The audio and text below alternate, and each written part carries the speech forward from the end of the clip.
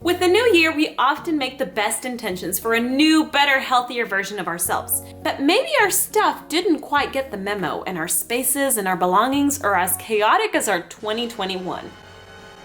So today, I'm going to be sharing with you the 15 items that I'm going to be decluttering this month, and some of them I secretly want to hoard and keep. And I'm also going to be sharing with you what I'm going to do with some of them instead. Because sometimes I feel like we talk about what to get rid of, what to clear out, and how to make more space and room, but we don't talk about what you do with these items that you're actually decluttering. So hopefully this list will be helpful for you, but no, it is not about decluttering items and just getting rid of things. It is more than that. It's about getting rid of excess and waste and clutter to free up space, to give you peace of mind and make room for the things that you do love, enjoy, and use on a regular basis. Also, before we begin, if you like this video, please give it a thumbs up to help support my channel, and if not, by all means, thumbs it down, but please give me some feedback in the comments so that I know what to work on.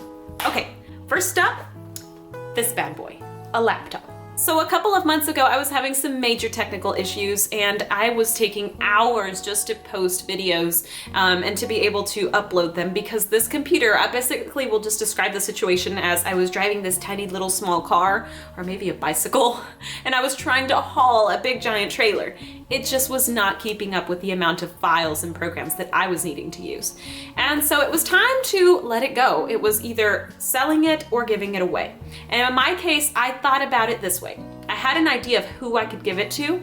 I have a niece, and I know that she needs one. Or I could sell it and make a very laughable amount of money. And so I had these two options. And honestly, even though I knew what my heart said I should do, and I should give it away to my niece, I'll be honest, in my brain I thought, well, what if I need it? What if there was a situation and I need a backup computer? And I just had to kind of smack myself in the face and say, Yessie, if I keep it, I'm maybe gonna use it in the future, in a few years, in some sort of scenario, likely never. But if I give it away, I know that it's going to be used. It's going to make a greater impact. It's going to be so helpful for her. So I thought about all those options, and so I am going to be giving it away. And along with that, I had a mouse, which I realized I had not been using. I actually had this boxed up and I didn't realize it until I decided that I was going to give away the computer. So it's a perfectly usable mouse, but for me, I actually even edit on Photoshop with just, my little, what do you call that thing? Pad on the computer. I don't use a mouse, and so there's no need for that either. So this eliminates two items in one. The next item is one that I'm actually going to be selling, and it's my Tony Llama cowgirl boots. And I've actually had these for over 5 years now, but I've worn them about 4 or 5 times. And I realized that it was time to let these go because I need some winter boots. Where I live, it actually gets below freezing, and I needed some boots. But I could not justify having a new pair of boots when I have one pair of boots that I never wear. And so I decided I'm going to be selling these. I'll maybe get like $5 or $10 for them, but you know what? The money has already been spent. Really, the damage has been done. I'm not going to be getting that money back. And so for me, I need to eliminate one and just acknowledge that I already spent the money. It's done. It's not coming back. And just move on with the pair that I do really like and enjoy and will wear. So in a way, it's kind of eliminating the guilt, because when I see them, I feel guilty that I spent the money on them and that I don't wear them. The next item is a handmade shawl, and this one is truly very, very special to me, and it's kind of hard to get rid of. So the story with this is my aunt and grandma in Mexico make handmade shawls, and it takes them hours to do. They sell them in Mexico for dirt cheap. I mean, it is sad the amount of money that they get paid for these. And so what I did, and my mom did the last time that she visited to Mexico, is we bought several of them from them so that they could kind of make some money, and we maybe could either keep them or sell them. My mom would sell them and I would just hoard them because I didn't want to get rid of them. To me, they were so special. They were made by hands of people that I love, and I just couldn't let them go. And then I realized I have these beautiful items that are well made that some people love and could use instead of keeping them boxed up. What would my grandma and my aunt want? Would they want for these items to be boxed up and locked away for nobody to use, or would they want people to actually use them and love them and enjoy them? And so I thought of an individual who is very classy. She loves handmade things, and I decided to give this to her.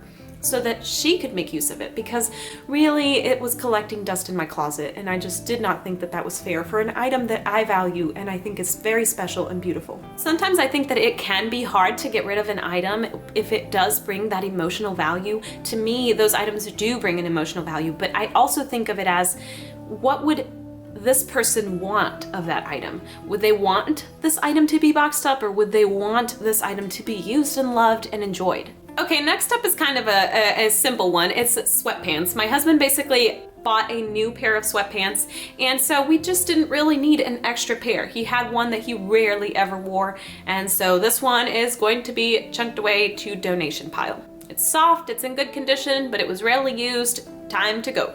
The next item is actually one that I'm kind of embarrassed that I'm admitting to, but it's a table runner and placemats. So to give you the story, this table that is behind me was made by my husband. He took several days to make it because I really wanted a farmhouse live edge table. I drew out the parameters of what I wanted it to look like, and he made it just the way that I wanted it. And then there I went, putting a table runner and placemats on it to hide its beauty. I feel like basically I took this beautiful piece of art and I slapped a sticker on it to hide all of the beauty that it provided, which is kind of sad. And he never told me anything about it, but now I realize, what was I thinking? So I now decided I'm going to be removing that. We're just going to be appreciating the natural beauty of this art piece. It's an art piece. I want to appreciate all of its imperfections, all of the grooves, all of the little holes and little lines on them, how smooth it is, and appreciate the meaning behind the work that it took and what it really means to us versus just an item that could be purchased from a store to decorate something. The next item is rather a simple one, and it's napkin holders, and I'm excited about getting rid of it because it's one less thing off this table so we can better showcase its beauty. But also, we hadn't gotten rid of these napkin holders because we had had packs of disposable napkins. And I have over the years been trying to purchase less and less disposable items and purchase more reusable. However, because we already had these packs of disposable napkins, I saw it this way. We have already purchased them. The damage has already been done to the environment. I can't just like put them back in the tree. They've already been made. And so I decided that we were going to use them up until they were finished, and then we would go and buy reusable napkins. And so now we have purchased some reusable napkins. Once these disposable ones run out, we will use reusable from now on instead of disposables. And now we won't need the napkin holders. Next up is this stack of VCRs. So I had some VCRs that we don't have the ability to play because we don't even have a VCR player. However, I realized that there are places that can transfer these videos into DVD format. So certain places like Walmart, CVS, Walgreens can actually transfer this for a cost. However, if you don't want to actually pay for these items, sometimes you can look at purchasing these items on DVD format. So some of the old VCR movies that we had when we were kids that I loved actually now have been made in DVD format.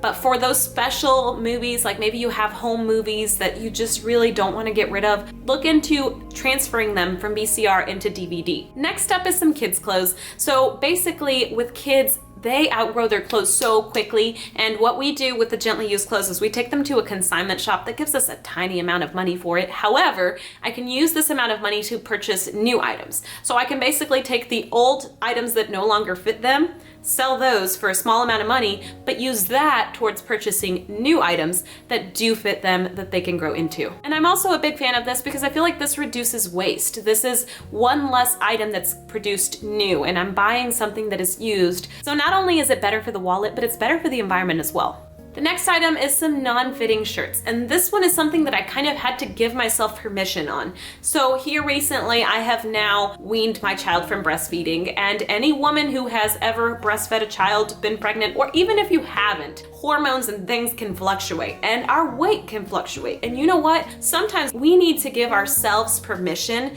to have the items that make us feel good and look good, and not just have this item to remind us that we need to get to that weight or get to that way that we were before. And I think that it's important for us to realize that we should accept ourselves who we are now and have the clothes that make us feel good. So for me, I'm eliminating these. They no longer fit me. The bosoms are not what they used to be. That's okay. The next item is kind of a sentimental item for me. It's harder for me than it is for my daughter, and this is stuffed kids' toys. Our daughter has autism and she plays with toys differently. Where another child may play house and play dress up and those sorts of things, she likes to line things up. And that is perfectly okay. You know, I didn't realize with her that this was autism that we were seeing, and I tried to really force on her, well, let's play this and let's play that, and I've now come to realize that it's okay.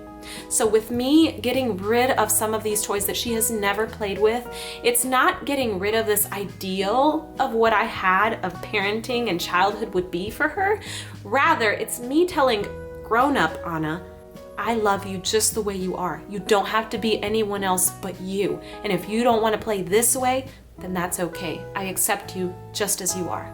And so you can see that getting rid of an item can be so much more than just getting rid of a physical item. It's really what emotional ties the item has. Is it providing guilt? Does it make you feel like you need to be a certain way, be a certain person? And so I just kind of encourage you to look at your items.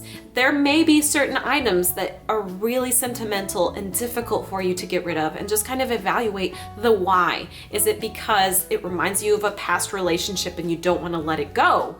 Or is it something that really provides you joy? Or is it because it was an item that belonged to your deceased grandmother and it's really difficult for you to let that go? Just really evaluate the emotions behind it, because a lot of the items that we have a lot of emotional ties, and it can be very difficult to get rid of these items. I feel like I've included a lot of sentimental items, and then I just throw in some random ones like this basket. So we have had this basket for a while, and I've had it in the closet as a maybe donating item, but I've kept it just in case, because you know, just in case may happen. And I think that with storage items, that can really happen a lot. So we have these storage items and we want to just fill them up. And so I realized that if I'm not using storage items, all the better, because if I have storage items that aren't being used, I'm going to find some items to put inside them.